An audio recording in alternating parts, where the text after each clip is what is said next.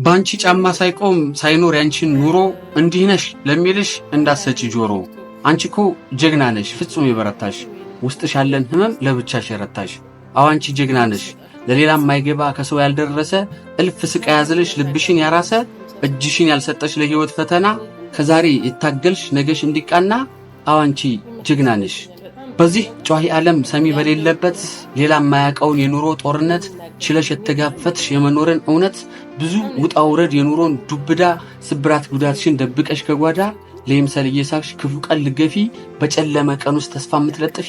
አዎ አንቺ ጀግና ነሽ ራስሽን ተደግፈሽ ራስሽን የምትኖሪ የሰው የማይደንቅሽ ባለሽ የምትኮሪ ሰው ቀርቦ ቢሸሽሽ እምነትሽን ቢያጎል የነገው ህይወትሽ የማይስተጓጎል አጨለምናት ሲሉ ፈክተሽ የምትደምቂ አስለቀስናት ሲሉ ንቀሽ የምትስቂ ማለፍ የምታውቂ ሁሉም ፈገግ ብለሽ።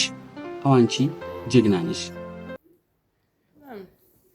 የምላቸው ሰዎች በጣም የቀረብኳቸው ሰዎች አንዳንዴ በቃ ለኔ መኖር ግዴታ እነዛ ሰዎች አስፈላጊ ናቸው ብዬ ያመንኩባቸው ሰዎች ስፔሻሊ ጓደኛ ስፔሻሊ በሚገርም ሁኔታ ባላሰብኩት መንገድ ከኔ ህይወት ሲወጡ የኔ መኖር በቃ የቆመ እስኪመስለኝ ብዙ ከባድ ነገር ያሳለፍኩባቸው ጊዜዎች አሉና ግን ደግሞ ለካ እግዚአብሔር ማኖር ይችላል።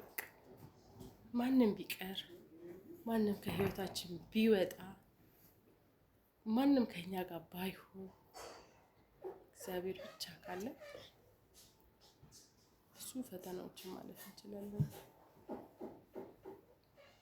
እውነት ነው።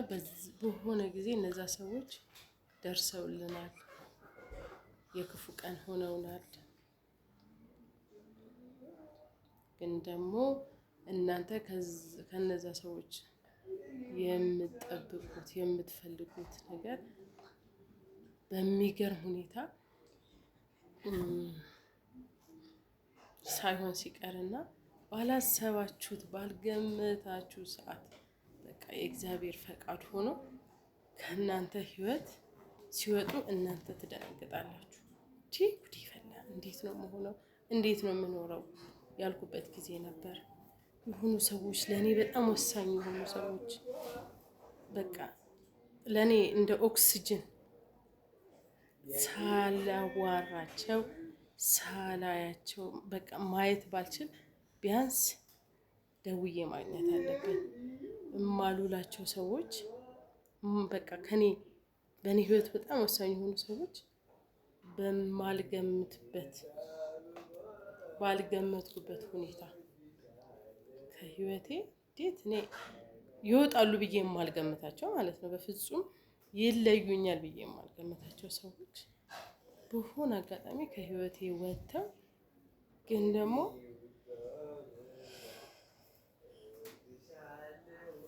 ለኔ ቀላል አልነበረም ያ ነገር። በጊዜው በጣም ከባድ ነበር። በጣም ተጎድቼበት ነበር። ለምን ብዬ ነበር፣ ግራ ገብቶኝ ነበር፣ ደንግጬ ነበር። በህይወቴ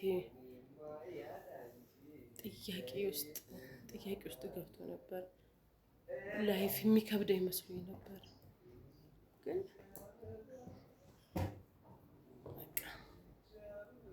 በቃ ለማንኛውም ምን ለማለት ፈልጌ ነው፣ ማንም ከህይወታችሁ ቢወጣ ማንም ከእናንተ ህይወት ውስጥ ቢሄድ እናንተ ግን እግዚአብሔር ካላችሁ መኖር ትችላላችሁ። ምክንያቱም እናንተ እግዚአብሔር የእጅ ስራዎች ናችሁ። እናትም ባትኖር አባትም ባይኖር ግን እግዚአብሔር አለ። ሞት ማያውቃት እማትሞት ሁሉ ጊዜ እናታችሁ የሆነች ነገ ትሞትብኛለች ነገ በሞት አጣታለሁ እማንላት እመብርሃን አጠገባችን ካለች መኖር እንችላለን። እውነት ነው፣ መኖር እንችላለን። ስለዚህ እኔ ጋር ብትመጡ ብዙ ነገሮች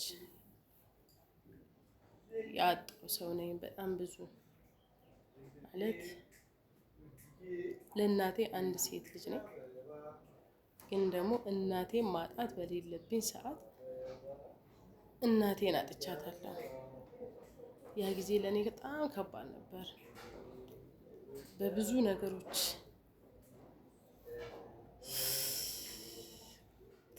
ምንም በሌለኝ ሰዓት፣ ኢኮኖሚካሊ ችግር በነበረኝ ሰዓት፣ እናትን ማጣት፣ እህት የለኝም፣ ለእናቴ አንድ ሴት ነኝ እና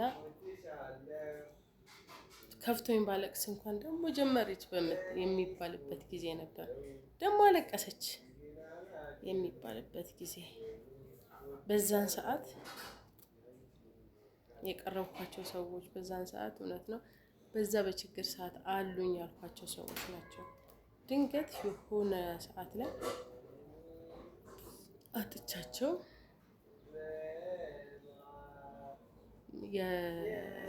የደነገጥኩበት ጊዜ ነበር።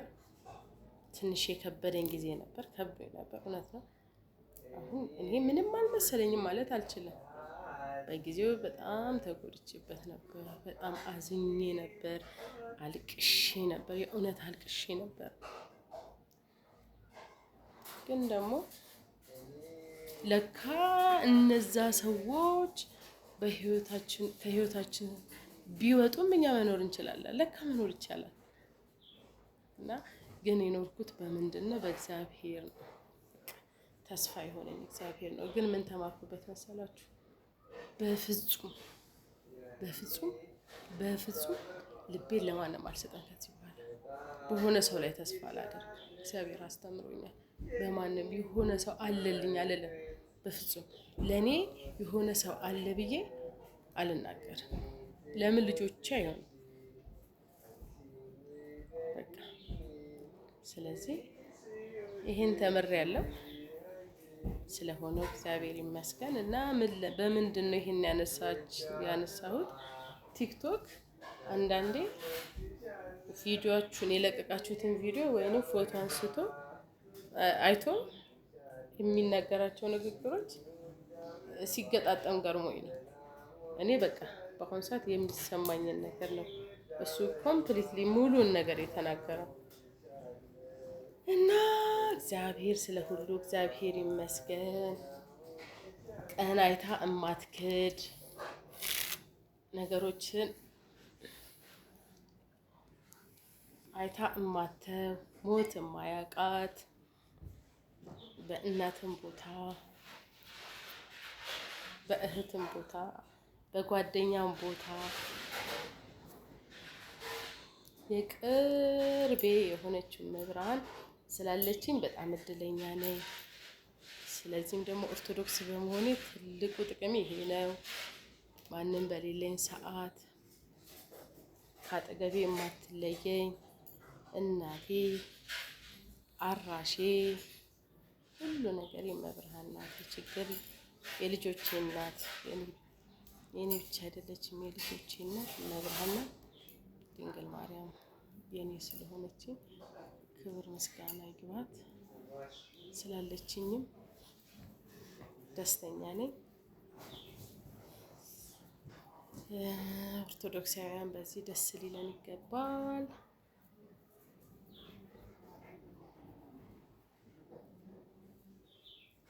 ክብር ምስጋና ይግባት። ቲክቶክ ብዙ ነገር አናገረኝ ማለት ድንገት ስለተገጣጠመብኝ ነው። አመሰግናለሁ። የዋዳን ፀጉር እዚህ ጋር ደርሷል። እንደዚህ እየተሰራ ነው። ምን ሆነሻል? እና በቃ ቻው። እናመሰግናለን።